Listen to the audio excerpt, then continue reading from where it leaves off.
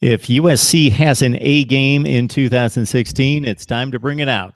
They go on the road to take on the fourth-ranked team in the country, the Washington Huskies. We bring in Nick Dempsey from Conquest Chronicles to help us break it down. So, Nick, we've talked about USC playing much better football in recent weeks. We knew that the schedule kind of played into that, but they've got, of course, the effort against Colorado in particular was very impressive, but they are playing better football, but here they really get into the elite ranks of college football.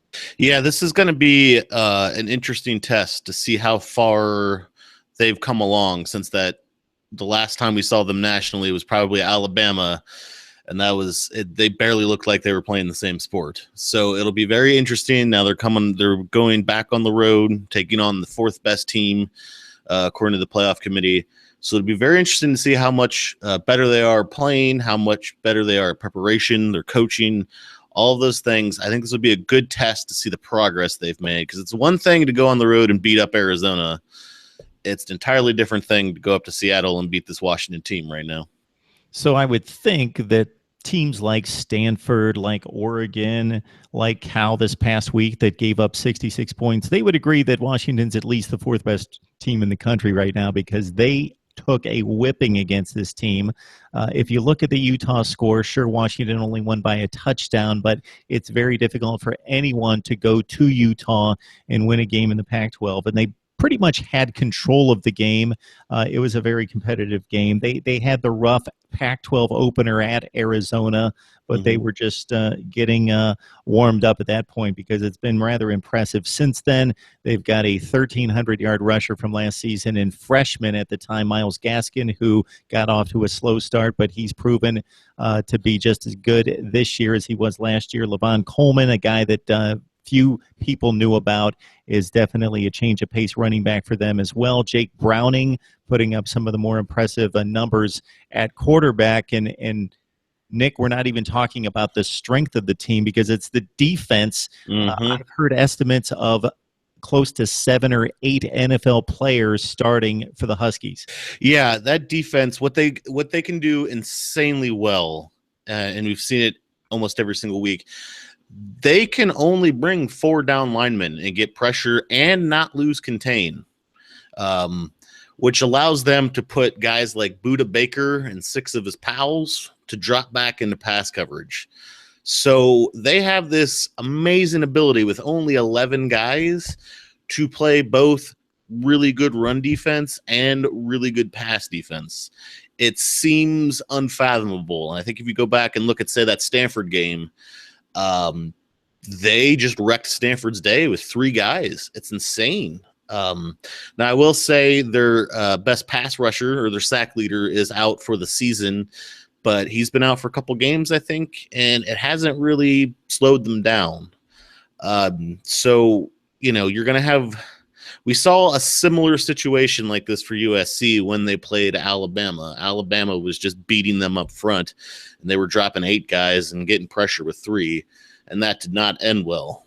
Now there's obviously vastly different scenario now. You got a new quarterback who can create with his legs. You've got a much better offensive line now. You've got a much better prepared team, a better coach. Alabama's probably better than Washington. I don't know for sure, but it's safe to say Alabama's probably better than everyone. So it's a different story, but it's going to be very difficult to put up enough points on this team on this defense to beat them. So I'm very concerned with what they're going to do to try and move the ball. Yeah, Joe Mathis hasn't seen the field. That's the player you're alluding to. D-end linebacker hasn't seen the field since the game against Oregon several weeks ago.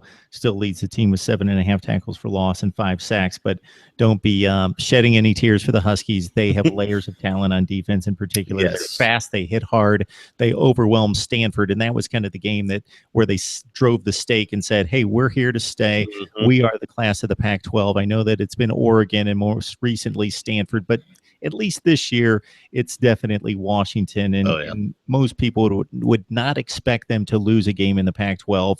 It will be interesting to see if they do lose one in the Pac-12, if that is still good enough to get them to a college football playoff. But let's focus on USC, and I'm going to give you the $1 million question, Nick. How do they get it done? What's the magic formula? They are Washington is very impressive. They've got all this speed, all this talent, all these NFL guys, and that's great. But I think what really makes them great is that they're fundamentally sound. These guys seal their blocks. They do all those little things that aren't sexy but help you win. That's just Chris Peterson football. So you're going to have to match. You can't play sloppy football against a fundamentally sound team that's probably just as fast and just as talented as you. So the way they're going to have to do it, they're going to have to figure out a way to get through this defense. And I think one of the things they're going to have to do, they're going to have to get Ronald Jones, maybe Justin Davis, he's coming back, get the running game going, really make an account for that. Then you can get Sam Darnold on the move, get him improvising, and get some of the deep passes. And once you do, you have to continue to spread the ball out to 8 different receivers, like they had against Oregon. So spread the ball around. You're going to have to really get these guys out of their normal 4 and 7 comfort zone. You're going to have to make them cover every single inch of the field. And you can't miss assignments. You got to seal your blocks. You cannot turn the ball over. You cannot kill drives with penalties. That's been the 2 things for USC this year. So you're going to have to play a good, tight, clean game. You've got the talent on USC's roster to keep pace with them, but can you? That's a different story. And the other side is you're going to have to keep them from Washington from scoring, from running up. What do they got? 50-plus points every game. You're going to have to seal up Myles Gaskin. They've got 2 great wide receivers. Adoree can shut down one, but Biggie Marshall, I don't know if he can shut down the other one. You might be hearing his name a lot, and not for good reasons. USC also has problems sealing the edge on the left side. If you can get Gaskins out to the left side, he could go for 10 yards a rush. So they've got to clean up those 2 areas in particular on defense. The good news for USC is I believe both Cal and Oregon, 2 high-powered offenses, the Trojans kept them to their lowest point total of the season. So that's good, but this, again, is a much different class of team. So they're going to have to play clean, get everything right, and they're going to have to do much better on the road than they usually do under Clay Helton. So you're speaking of Dante Pettis, 37 receptions, 11 touchdowns, and listen to this touchdown to reception ratio out of John Ross, who was a complete 4-2 burner, 44 receptions, 14 touchdowns.